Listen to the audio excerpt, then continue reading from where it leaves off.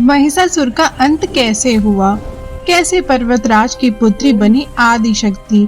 क्यों माँ पार्वती को हजारों साल तपस्या करनी पड़ी? और क्यों साक्षात काल भी माँ कालरात्रि के नाम से थर-थर कांपता है? और भगवान शिव को अर्धनारीश्वर रूप क्यों लेना पड़ा? दोस्तों, आज हम आपको सुनाने जा रहे हैं नवरात्रि के इस पावन पर्व में माँ दुर्गा के 9 अवतारों की वो अनसुनी कहानियाँ जो आपके जीवन को सकारात्मक ऊर्जा से भर देगी। आइए जानते हैं माँ शैलपुत्री से लेकर माँ सिद्धिदात्री तक का संपूर्ण सफर। नवरात्रि के पहले दिन माँ दुर्गा के प्रथम स्वरूप माँ शैलपुत्री की पूजा की जाती है। पर्वतराज हिमालय के घर पुत्री के रूप में जन्म लेने के कारण इनका नाम शैलपुत्री पड़ा। अपने पूर्व जन्म में माँ शैलपुत्री प्रजापति दक्ष की पुत्री थी और उनका नाम सती था। उनका विवाह भगवान शिव के साथ हुआ था। एक बार प्रजापति दक्ष ने एक बहुत बड़े यज्ञ का आयोजन किया, लेकिन उन्होंने द्वेषवश भगवान शिव को आमंत्रित नहीं किया। जब सती को यज्ञ के बारे में पता चला तो उन्होंने वहां जाने की जिद की। भगवान शिव ने उन्हें समझाया कि बिना बुलाए जाना उचित नहीं है, लेकिन सती ने हठ किया और वो अपने पिता के घर चली गई। जब सती अपने पिता के घर पहुंची तो उन्होंने देखा कि कोई भी उनसे प्रेम से बात नहीं कर रहा। यहाँ तक कि उनके पिता दक्ष ने भी शिव जी का घोर अपमान किया। अपने पिता का अपमान सती सहन नहीं कर पाई और उन्होंने उसी यज्ञ की अग्नि में कूदकर अपने प्राण त्याग दिए। सती के आत्मदाह के बाद उन्होंने अगला जन्म हिमालय राज के यहाँ लिया। पर्वत यानी शैल की पुत्री होने के कारण वे शैलपुत्री कहलाई। इस जन्म में भी उन्होंने कठिन तपस्या करके भगवान शिव को ही अपने पति के रूप में प्राप्त किया। इनकी पूजा से स्थिरता और शक्ति प्राप्त होती है। नवरात्रि के दूसरे दिन माँ ब्रह्मचारिणी की पूजा की जाती है। ब्रह्मचारिणी का अर्थ है तप का आचरण करने वाली। हिमालय के घर पुत्री के रूप में जन्म लेने के बाद नारद जी के उपदेश से माँ पार्वती ने भगवान शिव को पति के रूप में प्राप्त करने के लिए घोर तपस्या करने का संकल्प लिया। उनकी यह तपस्या हजारों वर्षों तक चलती रही, जिस कारण उनका नाम ब्रह्मचारिणी पड़ा। हजारों वर्ष उन्होंने केवल फल और फूल खाकर बिताए और कुछ समय तक उन्होंने केवल जमीन पर गिरे हुए बेलपत्र खाए। अंत में उन्होंने सूखे बेलपत्र खाना भी छोड़ दिया और कई हजारों वर्षों तक निराजल यानी बिना पानी पिए और बिना भोजन के तपस्या की। पत्ते छोड़ देने के कारण उनका एक नाम अपर्णा पड़ा। उनकी इस कठिन तपस्या को देखकर तीनों लोकों में हाहाकार मच गया। सभी देवता, ऋषि, मुनि और सिद्धगण उनकी सराहना करने लगे। अंत में ब्रह्मा जी ने प्रकट होकर उन्हें वरदान दिया कि उनकी मनोकामना पूर्ण हो और भगवान शिव उन्हें पति के रूप में प्राप्त हो। इनकी पूजा से भक्तों को संयम, तप, त्याग, वैराग्य और सदाचार की प्राप्ति होती है। जीवन के कठिन संघर्षों में भी मन विचलित नहीं होता। नवरात्रि के तीसरे दिन माँ चंद्रघंटा की पूजा की जाती है। माँ का यह स्वरूप अत्यंत कल्याणकारी और शांतिदायक है, लेकिन साथ ही फिर शत्रुओं का नाश करने के लिए भी तत्पर रहती हैं। माँ के मस्तक पर घंटे का आकार का आधा चंद्रमा सुशोभित है, इसलिए इन्हें चंद्र घंटा कहा जाता है। पौराणिक कथाओं के अनुसार जब असुरों का स्वामी महिषासुर ने देवताओं पर आक्रमण कर दिया और इंद्र का सिंहासन छीन लिया, तब सभी देवता अत्यंत दुखी होकर ब्रह्मा, विष्णु और महेश के पास गए। देवताओं ने अपनी व्यथा सुनाई कि महिषासुर ने स्वर्ग पर अधिकार कर लिया है और देवता पृथ्वी पर विचरण कर रहे हैं। देवताओं की पुकार सुनकर तीनों देवों को अत्यंत क्रोध आया। उनके क्रोध से जो ऊर्जा निकली उससे एक दिव्य शक्ति प्रकट हुई। सभी देवताओं ने अपने अपने अस्त्र शस्त्र दिए।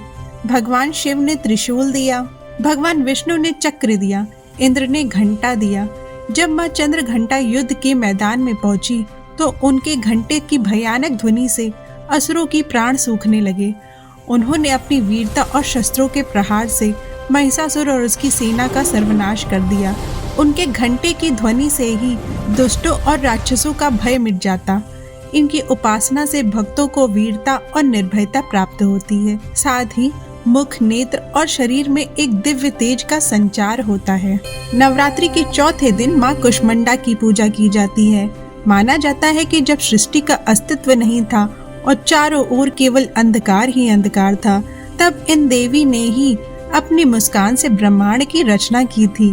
पौराणिक मान्यताओं के अनुसार सृष्टि के आरंभ में जब कुछ भी नहीं था, तब माँ कुष्मांडा ने ही अपनी मंद मुस्कान से शून्य में ऊर्जा भरी और ब्रह्मांड का निर्माण किया।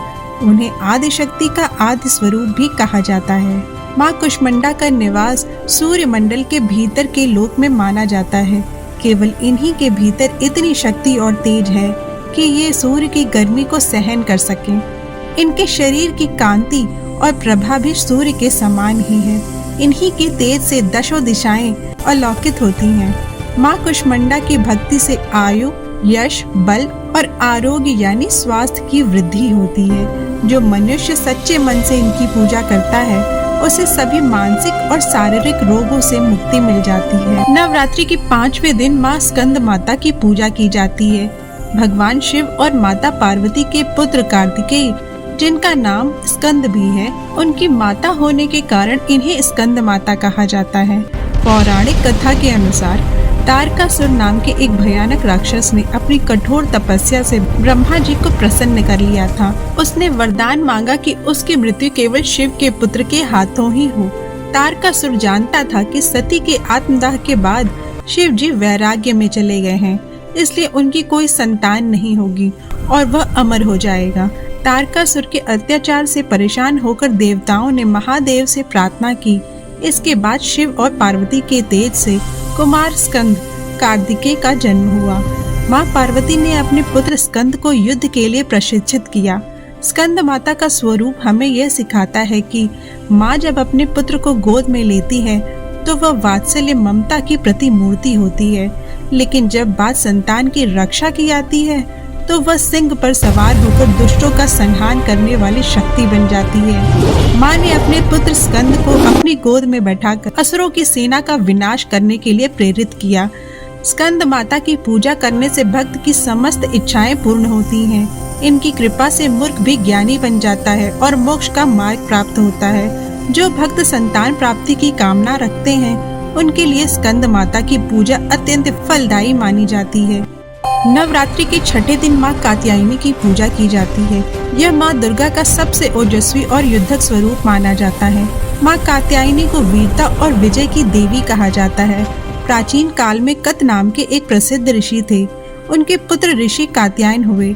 ऋषि कात्यायन की कोई संतान नहीं थी और वे माँ भगवती के अनन्य भक्त थे।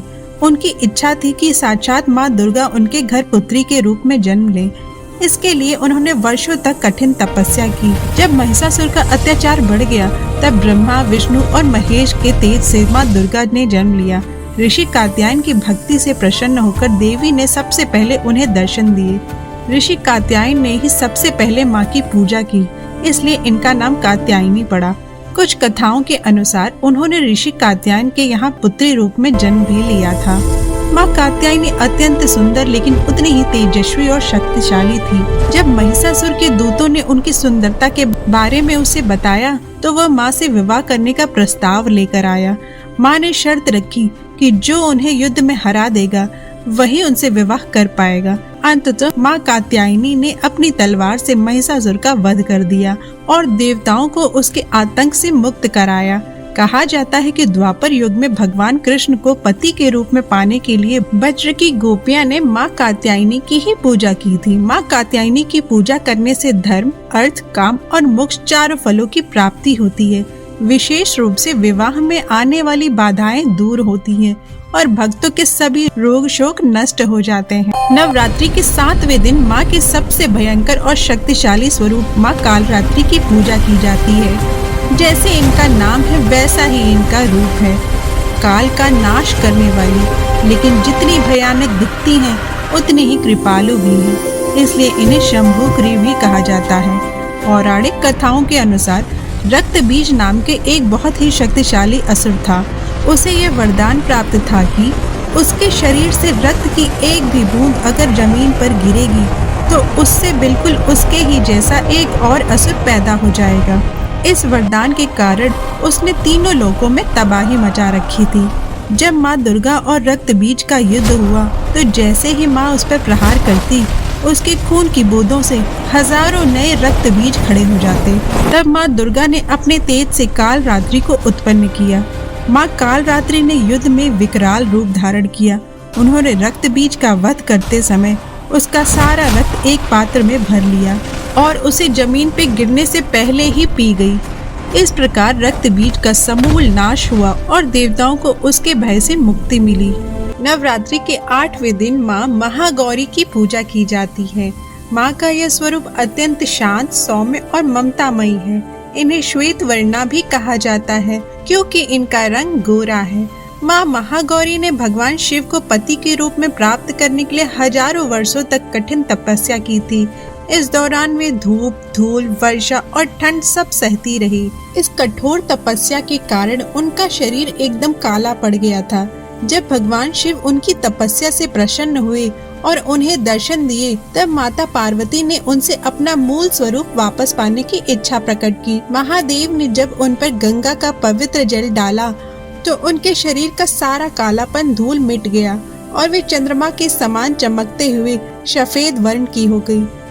उनके इस अत्यंत गौरव वर्ण के कारण ही उनका नाम महागौरी पड़ा। इनकी आयु 8 वर्ष की ही मानी गई है, इसलिए अष्टमी के दिन इनका पूजन विशेष फलदायी होता है।